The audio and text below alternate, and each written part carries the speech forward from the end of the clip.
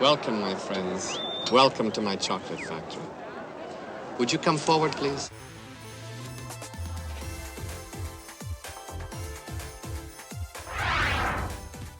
Number 20, Melissa McCarthy, Bridesmaids.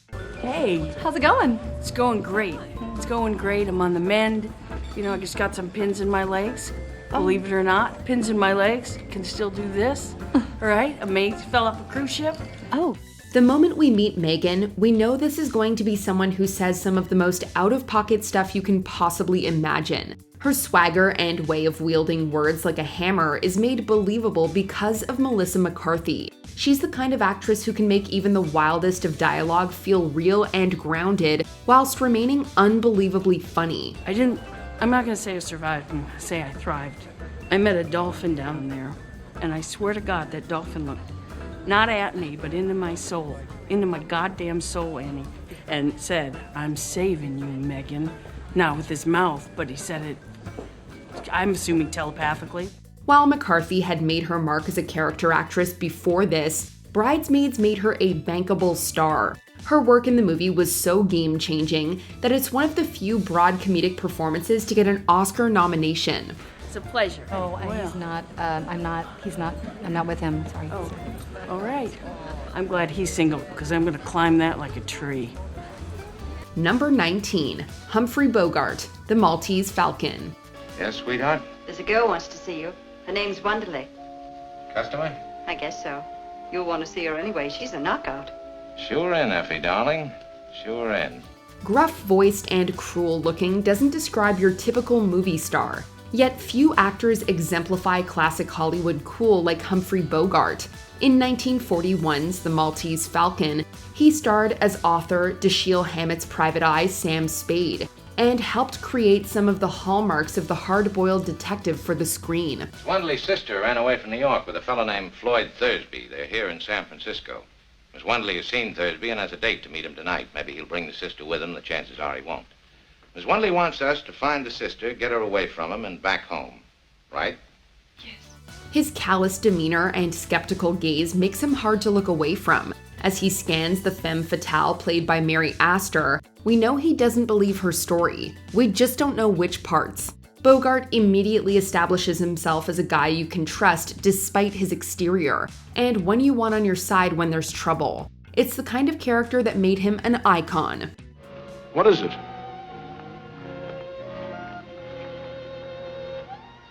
The stuff that dreams are made of. Huh? Number 18, Christian Bale, American Psycho. There is an idea of a Patrick Bateman, some kind of abstraction, but there is no real me, only an entity, something illusory. There's another time where this actor became a song and dance man. Actually, that time was the 90s when Christian Bale was an original newsie in Disney's cult classic musical. When the city's finally sleeping, all my thoughts begin to stray, and I'm on the train that's bound for Santa Fe. But it wouldn't be until his villainous turn as the murderous Wall Street broker in this satire of masculine excess that he proved he was one of the greats. In '87, Huey released this. 4, their most accomplished album. I think their undisputed masterpiece is Hip to Be Square. A song so catchy, most people probably don't listen to the lyrics, but they should.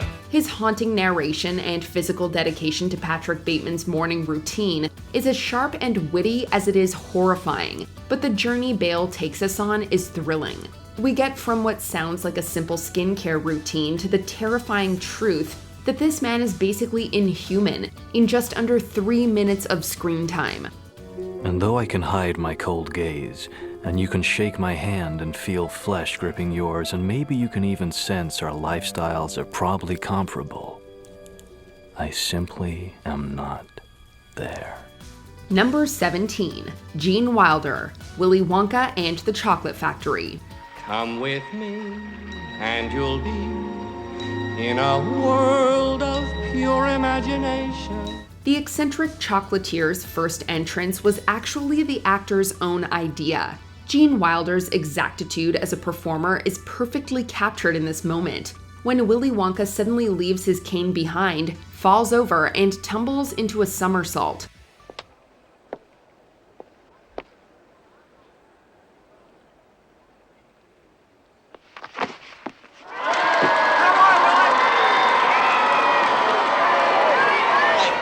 Wilder knew it would be spectacular, but it would also serve a deeper purpose. Wonka is a man who constantly throws you off the scent, and you can never know from then on if he's lying. He was right. The first time we meet Wonka, we're rightfully confused, and we never really stop. There's a reason why it's the role most people think of when they think of him. There's no earthly way of knowing He's singing. which direction we are going. Number 16, Sidney Poitier, No Way Out. Well, how does it feel? The reaction hasn't set in yet. Like a woman who's just had a baby, I won't believe it until I see it.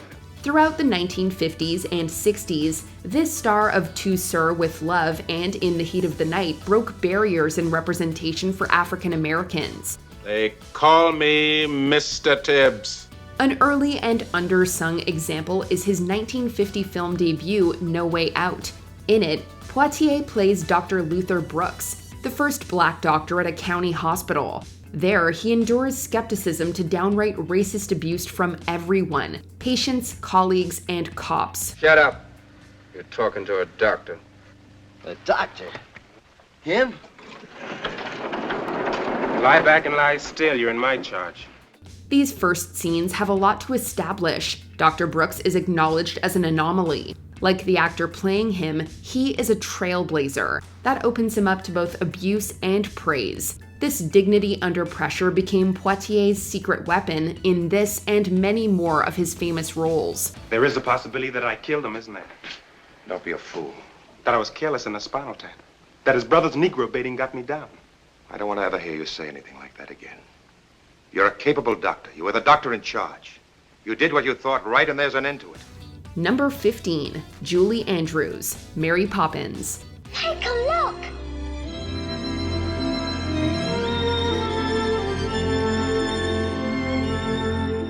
Perhaps it's a witch. Of course not. Witches have brooms.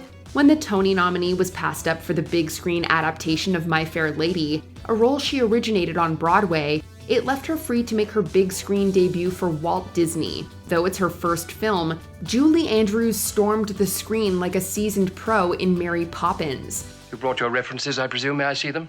Oh, I make it a point never to give references. A very old-fashioned idea to my mind. Is that so? We'll have to see about that then, won't we? Now then, the qualifications. Her entrance into the lives of the Banks family is a whirlwind of magic, efficiency, and charm that climaxes in one of the movie's most memorable numbers. By the time she launches into Spoonful of Sugar, you're as charmed and puzzled as the family themselves. A spoonful of sugar helps the medicine go down. The medicine go down. Medicine go down. Just a spoonful of sugar helps the medicine go down in a most delightful way. Number 14, Julia Roberts, Pretty Woman. Big mistake. Big. Huge. I have to go shopping now. Although she raised her profile as the doomed Southern Belle Shelby in Steel Magnolias the year before, Julia Roberts' entire star persona was born in 1990's Pretty Woman. The first time we see her, she's walking the streets of Hollywood in a blonde bob wig and a dream. Her street smarts combined with a desire to leave her life as a sex worker behind as soon as it's economically possible immediately tell us who she is. Don't you want to get out of here? Get out of where? From the jump, Julia Roberts had the right amount of sass and vulnerability to make us root for her every time. No, I want to find Beverly Hills. Can you give me directions?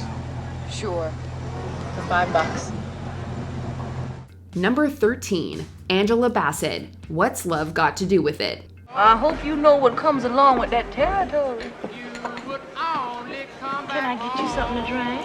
We are introduced to Tina Turner 3 times in this beloved but intense biopic. We first meet her as a child named Anna Mae Bullock in Tennessee, as a shy young woman joining her mother and sister in the big city, and finally as the brilliant entertainer Tina Turner. I know you love me, baby, but you never tell me so.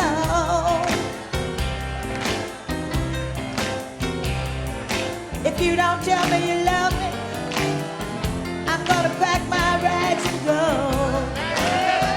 Angela Bassett won us over with Anna Mae's shyness, but it's the scene 10 minutes in when she first takes the mic in a blues bar and shows us the first inklings of the woman who will become Tina. The physicality, the strength, and the radiance we all know Turner for is suddenly there for the first time. Bassett completely transforms before our eyes.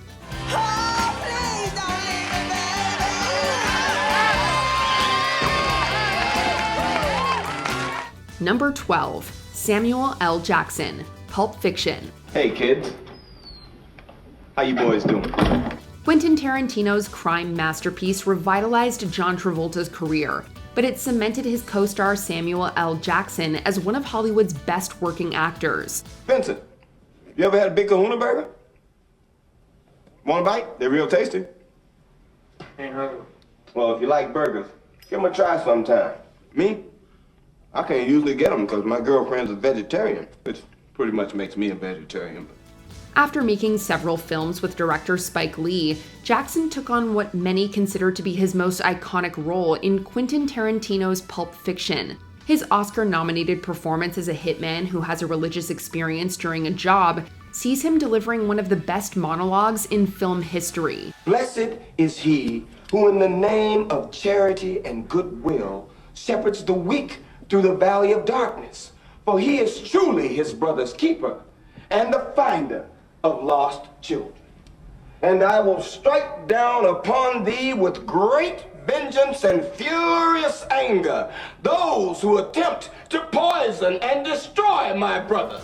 Trying to put the fear of God into a man who's betrayed his boss, Jackson's Jules Winfield paraphrases the Bible before unleashing a rain of bullets like a plague on the guy. It's a brutal and stunning introduction.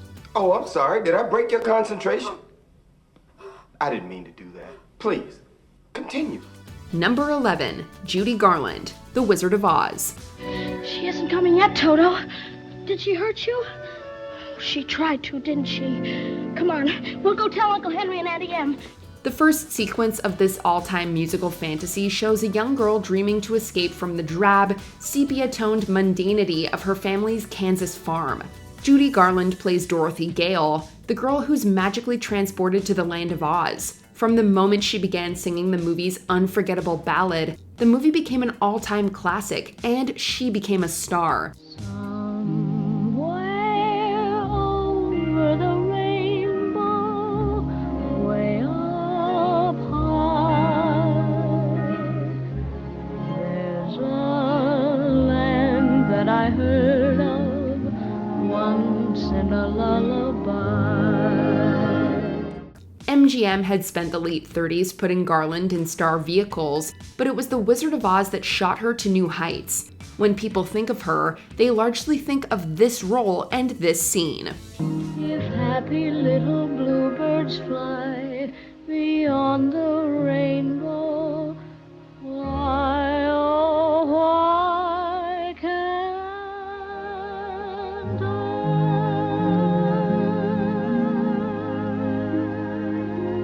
Number 10, Meryl Streep, Kramer vs. Kramer. I'm leaving you. Honey, please. I can't hear. What? Okay, you too. Thanks a lot. See you tomorrow. You guys eat?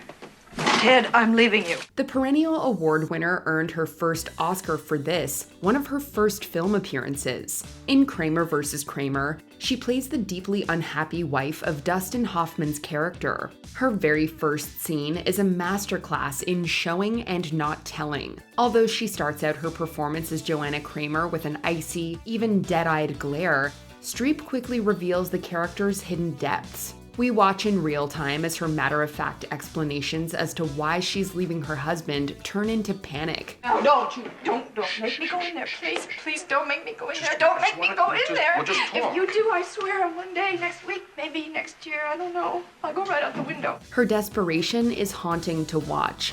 It's a perfect first scene that proves to be only the beginning for one of our greatest actors. Joanne, please.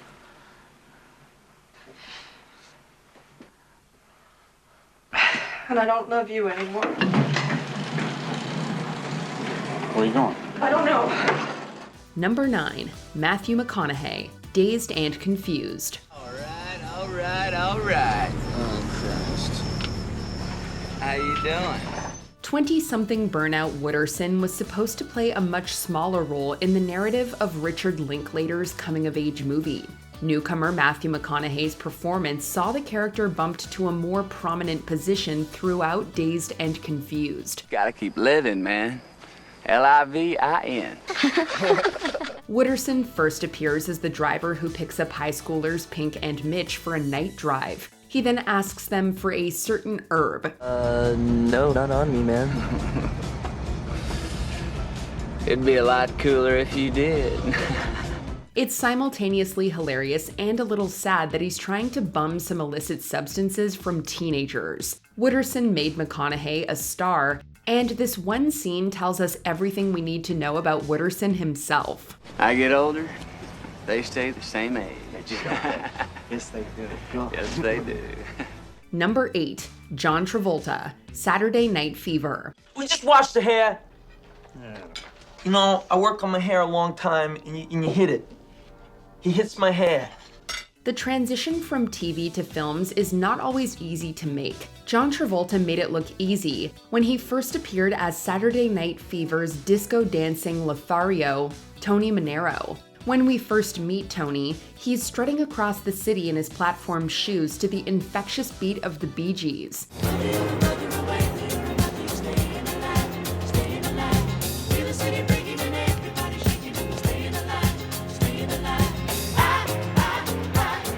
With his leather jacket, dark red shirt, flared collar, and unrefined manners, he pretty much exemplifies late 70s masculinity. He may be a dancer, but it doesn't make him any less blunt, masculine, or even callous in his pursuit of women, nice shoes, and a New York slice. Hiya, Tony. 2 or 3? Two. Give me 2. That's good.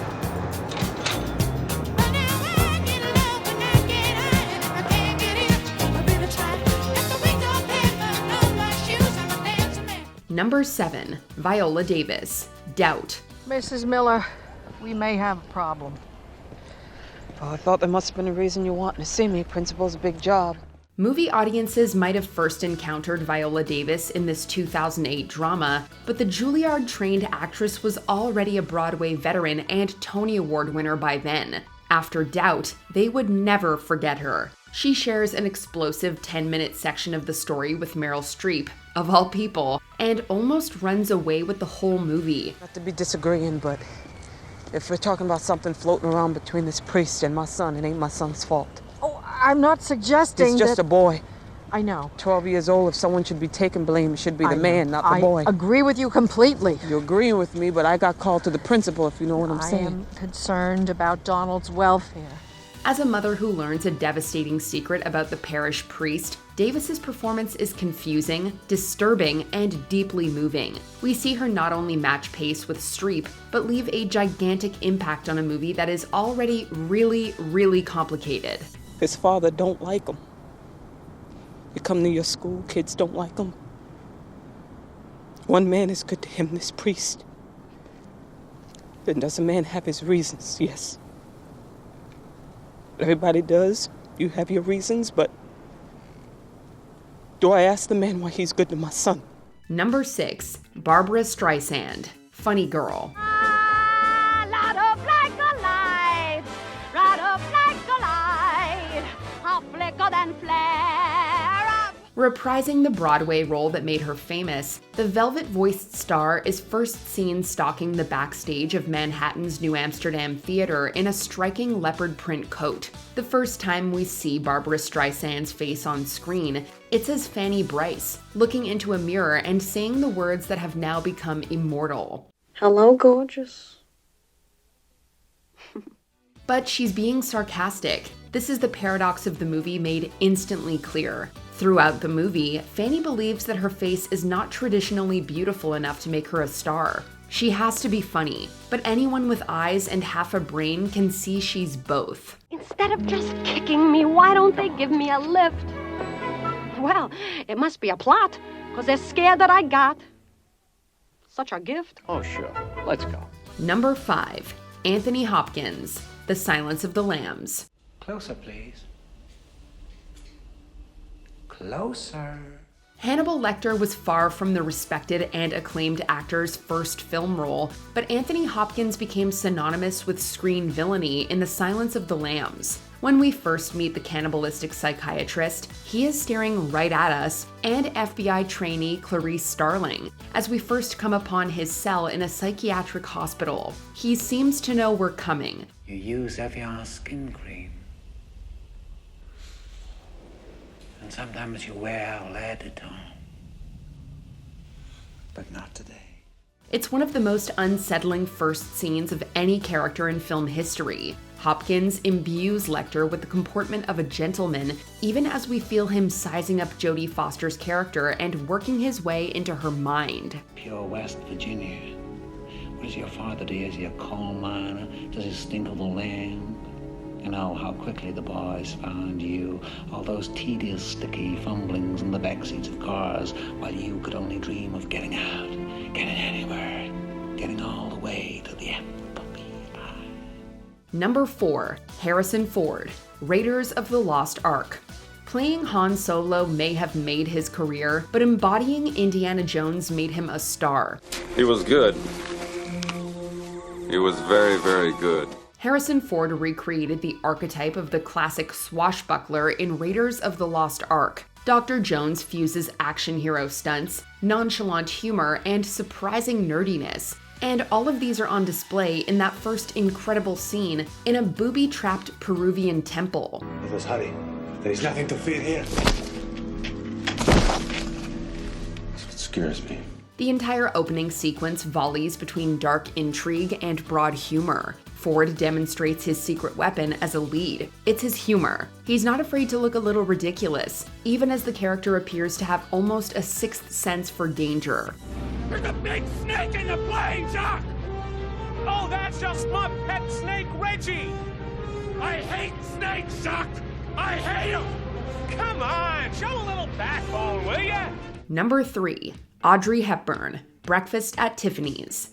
As the flighty socialite unmoored from commitment, Audrey Hepburn turned away from her more introverted and virtuous roles and completely reinvented her star persona. I don't even want to own anything until I can find a place where me and things go together. I'm not sure where that is, but I know what it's like. It's like Tiffany's. When Holly Golightly first gets out of that cab in front of Tiffany & Co., wearing the most famous little black evening dress of all time, we realize two things. The first is that this must be the same dress she was wearing last night. The second is that she is somehow alone in one of the most exciting cities in the world.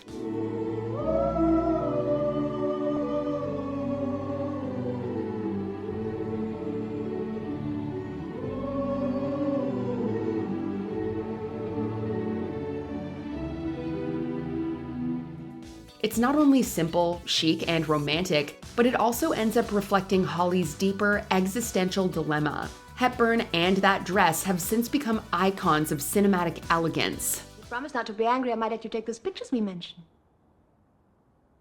We're in. Sometime. Number 2. Marlon Brando, A Streetcar Named Desire. You want a shot? No, I rarely touch it. Well, there's some people that rarely touch it, but it touches them often. The Godfather alone proves no one can make an entrance like Brando, but his first appearance in the Hollywood adaptation of Tennessee Williams' play is unlike anything anyone had ever seen from a film actor. As the brutish but alluring Stanley Kowalski, Brando arrives on the scene with an alarming magnetism. Hey, you mind if I make myself comfortable? My shirt is sticking. Please do. Be comfortable, that's my motto, where I come from. It's mine, too. It's hard to stay looking fresh in hot weather where I haven't washed or even powdered. Here you are. Even as she's repulsed by his vulgarity and working-class background, Blanche Dubois can't help but linger on her brother-in-law's physique. Brando is frequently cited as a groundbreaking actor in terms of realism on screen, and A Streetcar Named Desire is a big reason why. Looks like you got under the car. That jerk mechanic down at Fritz's doesn't know his axle grease from third base. Before we unveil our top pick, here are a few honorable mentions. Melissa McCarthy, Bridesmaids. Right away, the cruise ship monologue lets us know exactly who Megan is. I'm not gonna say I survived, I'm gonna say I thrived. I met a dolphin down there, and I swear to God that dolphin looked not at me, but into my soul. Humphrey Bogart, the Maltese Falcon. This opening scene cemented Bogart's hard-boiled screen persona. Now, it's simply a matter of having a man at the hotel this evening to shadow him when he leaves us to assist him. If, after we found her, she still doesn't want to leave him, well, we have ways of managing that. Gene Wilder, Willy Wonka and the Chocolate Factory. The star came up with this introduction to demonstrate his character's untrustworthiness.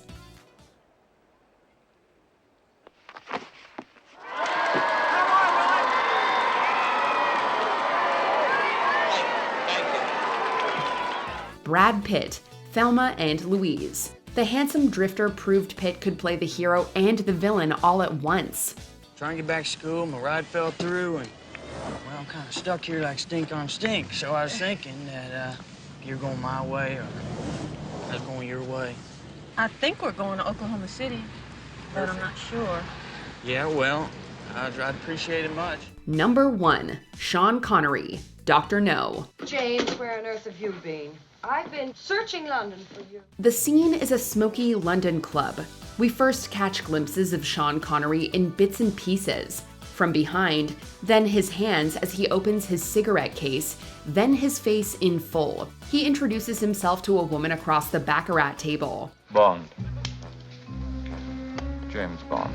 It's the scene that launched a franchise, a career, and an unforgettable catchphrase in one fell swoop. When Sean Connery first appeared as the cool, detached, and incredibly suave secret agent in 1962's Dr. No, he was a working actor with a few minor roles under his belt. Suddenly, James Bond was a worldwide phenomenon, and the actor became synonymous with his character's brutal methods and irresistible charm. We could have dinner afterwards, perhaps?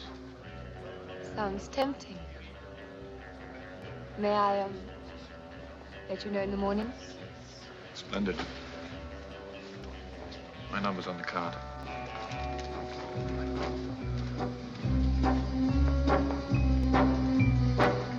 Did your favorite actor make the list? Let us know in the comments.